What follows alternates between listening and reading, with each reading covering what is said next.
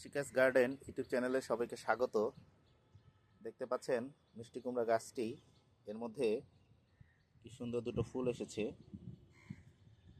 এবং সাথে দেখুন একটি মিষ্টি কুমড়াও এসেছে। মিষ্টি কুমড়া চাষের উপযুক্ত সময় মূলত দুইটি, শীতকালীন ও গ্রীষ্মকালীন। শীতকালীন সময় হলো কার্তিক থেকে অগ্রহায়ণ মাস পর্যন্ত এবং গ্রীষ্মকালীন সময় হলো ফাল্গুন থেকে চৈত্র মাস পর্যন্ত। তাছাড়া সারা বছরই 12 মাসে মিষ্টি কুমড়া চাষ করা যায়, তার মধ্যে ব্ল্যাক স্টোন অন্যতম।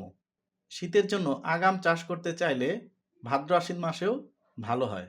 খুবই সহজভাবে জৈব পদ্ধতিতে মিষ্টি কুমড়া চাষ করতে পারেন। আমরা প্রথমে 40 ভাগ মাটি, 40 ভাগ ভার্মি কম্পোস্ট এবং 10 ভাগ বালি এবং 10 ভাগ হাড়গুঁড়া, শিংকুচি এবং নিম খোলের সাথে মিশিয়ে একটি মাটি প্রস্তুত করে নিয়েছি এবং তাতে গাছটি রোপণ করে দিয়েছি। এর মধ্যে আর তেমন কোনো সার না দিলেও চলবে, তবে আমরা মাঝে মাঝে আমাদের যে তৈরিকৃত তরল জৈব সার আছে সেগুলো এখানে প্রয়োগ করি এবং তাতে আমাদের ফলন কিন্তু বেশ ভালো হয়।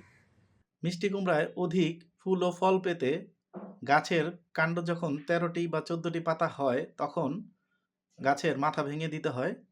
একে ফার্স্ট জি কাটিং বলে এবং ফার্স্ট জি কাটিং করার পর যে নতুন শাখা পোশাখাগুলো বের হবে সেগুলো যখন আবার 13-14টি পাতা হবে তখন আবার দ্বিতীয়বার সেকেন্ড জি কাটতে হবে।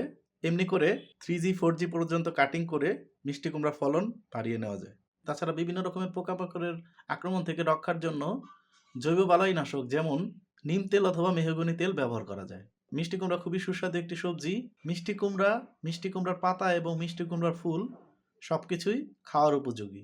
লাইক, শেয়ার, কমেন্টস এবং সাবস্ক্রাইব করে কৃষিকাজ গার্ডেন ইউটিউব চ্যানেলের সাথেই থাকুন আর এমনি নতুন নতুন ভিডিও পেতে থাকুন। ধন্যবাদ সবাইকে।